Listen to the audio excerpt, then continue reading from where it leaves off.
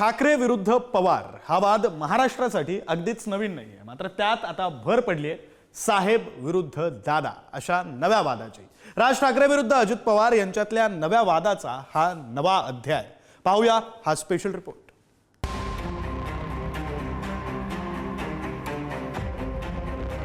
उशिरा उठून कामं होतात का मला बोलतोय तू का सकाळी चहा द्यायला येतो का मला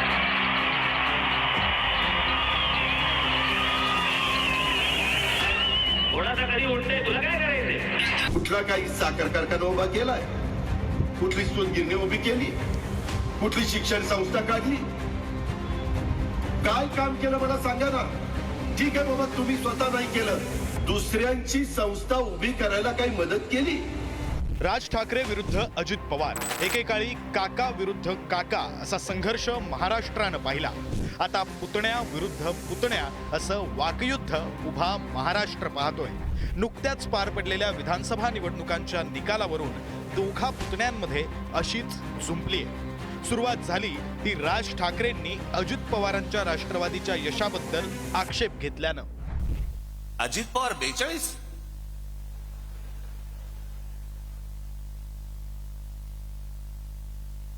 4-5 जागा येतील की नाही असं सगळ्यांना वाटत असताना अजित पवार 42 कोणाचा तरी विश्वास बसेल का याच्यावरती।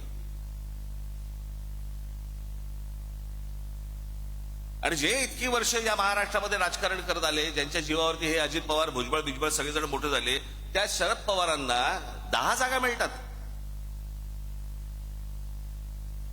मग हे न समजण्याच्या पलीकडची गोष्ट आहे, न समजण्याच्या पलीकडची। राज ठाकरेंनी निकालावर अविश्वास दाखवताना थेट दादांच्या पक्षाचं नाव घेत त्यांना इतक्या जागा मिळण्याबाबत साशंकता दाखवली आणि त्यावर मग दादांनीही थेट प्रत्युत्तर दिलं। आम्हाला ज्यावेळेस लोकसभेच्या निवडणुकीमध्ये 17 जागा मिळाल्या 31 जागा मिळाल्या नाही त्यावेळेस आम्ही रडत बसलो नाही। आमची एक जागा आली आम्ही काय करायचं। अरे तुम्हाला तुमच्या मुलाला निवडून आणता येत नाही आणि तुम्ही आम्हाला गप्पा मारता। यावेळेस आम्ही कष्ट घेतलेले होते आम्ही मेहनत घेतलेली होती तुम्ही सगळे बघत होता।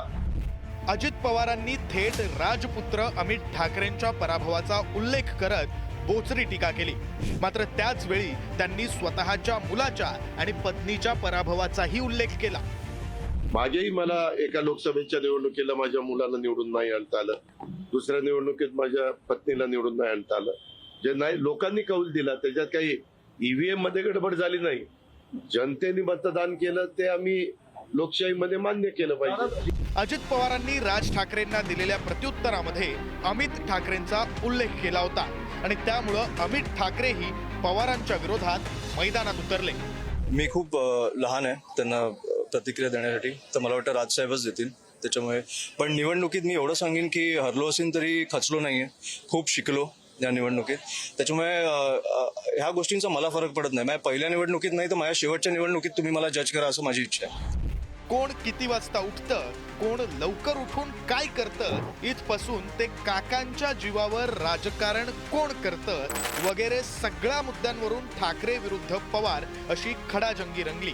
आता या वादात अमित ठाकरेंच्या रूपानं नव्या पिढीनंही उडी घेतली आहे। त्यामुळं आता या अध्यायात आणखी कोण काय भर घालतो आणि या अध्यायात आणखी कोणते नवे चेहरे समोर येतात हे पाहावं लागेल। विक्रांत शिंदेसह ब्युरो रिपोर्ट पुढारी न्यूज।